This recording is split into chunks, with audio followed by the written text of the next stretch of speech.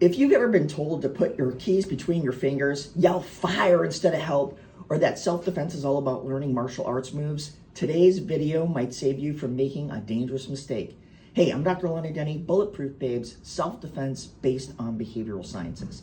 And I know people have been taught these things because the comments in my videos are full of this bad advice. Stuff that was taught at some time, but is no longer valid if it ever was. So let's set the record straight so you don't end up doing one of these things, and I'll show you what to do instead in an abbreviated way because I try to keep these videos very short. Myth number one, putting keys between your fingers and making a fist, okay? Oh, this looks really good, right? Like you're a Wolverine. Wrong. This can easily fracture the bones in your hands. Your hand has small bones in it, not made to absorb the impact of metal. Imagine doing this and hitting a soft piece of wood like cedar or plywood. Think that would F up your hand? That's like somebody's face because the bones of the face are thick and hard. And if you punch like that, it's going to drive those keys right into your hand and fingers. And it's going to hurt your hand, and you're going to need that hand. Keys should be in your hand to get into your car, your apartment building, or your home quickly. The best strike if you have no training is the quick, the easy, the no skills required eye jab that I demonstrated in my last video. Myth number two, yell fire instead of help. This is an oldie, and it's an attempt at dealing with the bystander effect. And that's where there's a lot of people witnessing a crime, and because nobody comes to help because they are assuming one of the other many people standing around will take some responsibility and end up coming to help. But what it ends up is nobody comes to help. The problem is the world has changed. If you yell fire, people can assume it's a prank, it's a malfunctioning smoke detector, somebody left something on in their oven, and they may run away from you instead of running to the area where you are. And what works is if somebody is approaching you is to yell, "Stop, I don't know you, get back," the loudest you possibly can on repeat. This tells bystanders that it's not a domestic violence situation where people are much more hesitant to get involved.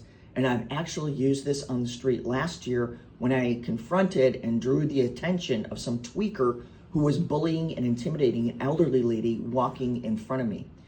It worked, and I didn't even have to throw a strike. If you are in the process of actually being attacked, just scream your lungs out.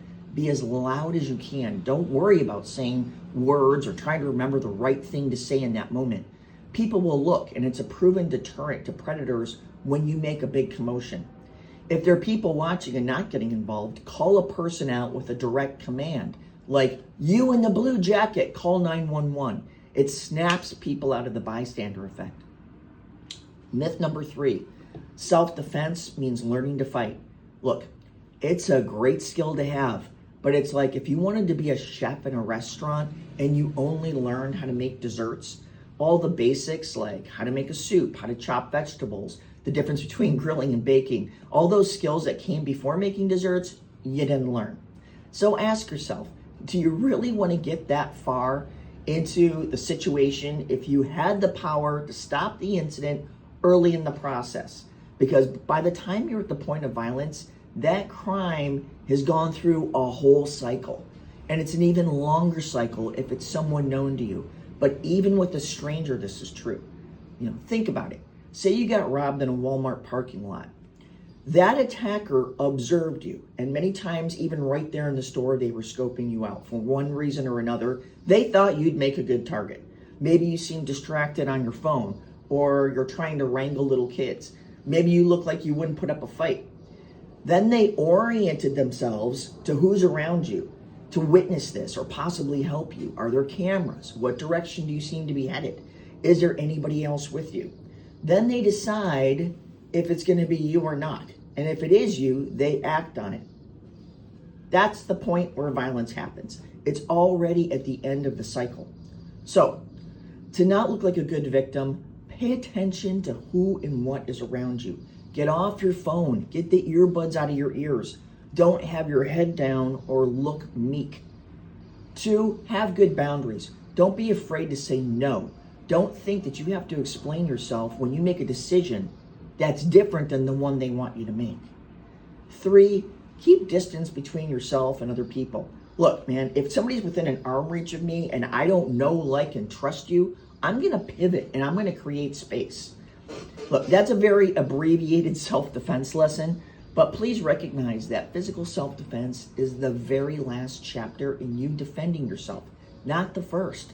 Hey, I hope that helps. And if you do need a little extra help with a difficult situation, a relationship that's driving you crazy, or just enforcing your boundaries, and you'd like to get some clarity and an action plan, reach out to me at Ask Dr. Lana. The link is in the description. I am a master certified professional coach, and not every situation requires therapy. Sometimes it just takes a single session.